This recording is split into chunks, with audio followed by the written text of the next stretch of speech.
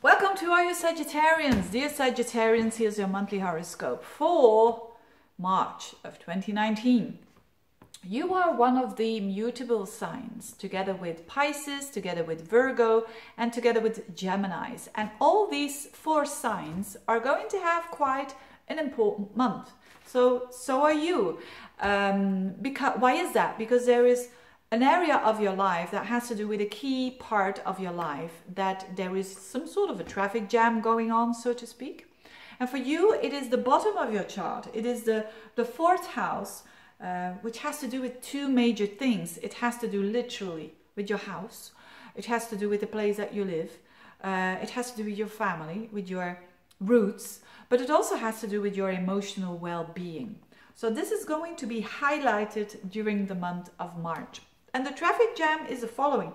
It is not only a new moon that is happening on the 6th in Pisces next to Neptune in that fourth house. There's also Mercury retrograde. On the 6th, it goes backwards, and the whole month from the 6th up until the end of the month, you're having the Mercury retrograde in your fourth house. So huge emphasis on that house. And so what is this all about? What is this energy all about? Is it bad? Is it good? Well, it's never bad or good. It's what we make out of it. But I'll give you the good, the bad, and the ugly. And if it resonates with you, you know, then that's going to be your part. So the fourth house is a house that is really about your security, emotional security, that is. So when you're having this energy, which is very Neptunian, very Neptunian, but also very Piscean. This is energy that is soft, that is gentle, that is healing energy. At its best, very inspirational, very creative. At its worst, totally confusing. So it depends on what your situation is and how, you know, although this energy squares up to you, so the chances are a bit bigger that at the beginning of the month you'll feel pretty confused about these things, but then certainly after the first week of April you feel more clearance, and off you go. You have made some decisions considering those areas of your life. So is it a good time for selling property, buying property, what else? Is it a good time to... No, it's not a good time for that. No, why? Because you don't have all the information, or on a conscious level or unconscious level. It's not the time now to make those important decisions. Because again, Mercury goes retrograde, has to do with contracts, the fourth house. I would not recommend it. Probably not any astrologer would do so. Unless you're saying this is out of my control and I have to do it. That's another thing. But if you can control it, I would strongly suggest, if you want to do such an important thing like buying a house or selling a house, do it after the retrograde and do it after the first week of April, because then you see the possibilities. So what is it a good month for? It's a good month to investigate, to see, you know, Pisces is about all possibilities. So maybe you are wanting to buy an apartment, for instance. And it might be confusing in the beginning, but there's a positive side of confusion, because it means it leads to being clear.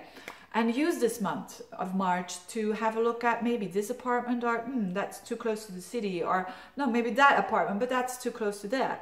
Or maybe that apartment, but that has this option and that. So look at your different options that you're having. And be aware that you're not seeing that clear, but that clearance come. The same if you want to sell your house. You know, you might get a bit confused there. If it has nothing to do with houses, if you're saying, Veerle, what the hell are you talking about? You could be having, you know, Pisces, Neptune.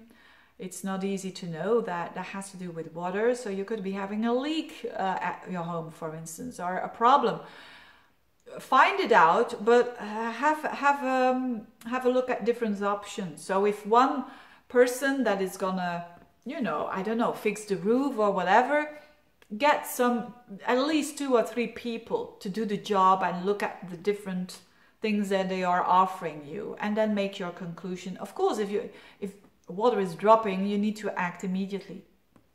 You can only do your best. God does the rest.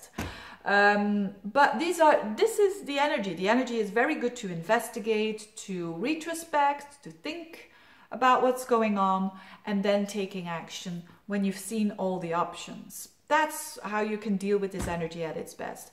For other people, it will simply be because the fourth house is your roots. It's your history. You could find an album, for instance, and seeing old pictures of yourself and just thinking back of old times. That's also Mercury retrograde in the fourth house. Or you're going back to maybe you have immigrated and you're going back to your country. Could be as simple as that. You're going back to your home country and you're seeing relatives again. And this could be a very healing time for you, an amazing time with deep connections because it's in Pisces. So for other people, it will have to do with their emotional integrity, with their emotional stability, that you are questioning yourself, how you can nurture yourself in a better way, how you can make yourself a home from within. So not literally, but from within, being at home, being at ease, being okay with yourself. You could do maybe some meditation around that, or some looking up some information. Mercury is thinking, fourth house is about these things, thinking about your needs, what you want, what you need in life, and is this happening in your life, or are these needs being met or not? And what you could do, the different options, and investigate that.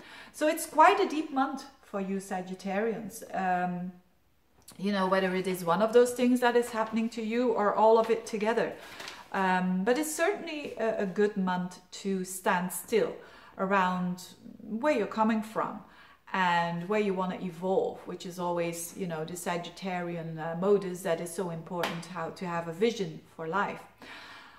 At the other side, there is some other stuff going on that is a bit lighter, but that has to do with Venus and Mars. They're going to square up, and that's around the 21st of the month. And that is your 6th house and your 3rd house. So that's work, health, or your daily routines in connection with your thinking, your communication, your environment. So for a lot of you, maybe if you have your own business, this could be a good time for balancing out how you promote yourself, maybe making, you know, having Mars in your 6th house of work, maybe doing a bit more effort to launch a new website or to change it. And Venus in the 3rd house is actually quite lovely for you Sagittarians.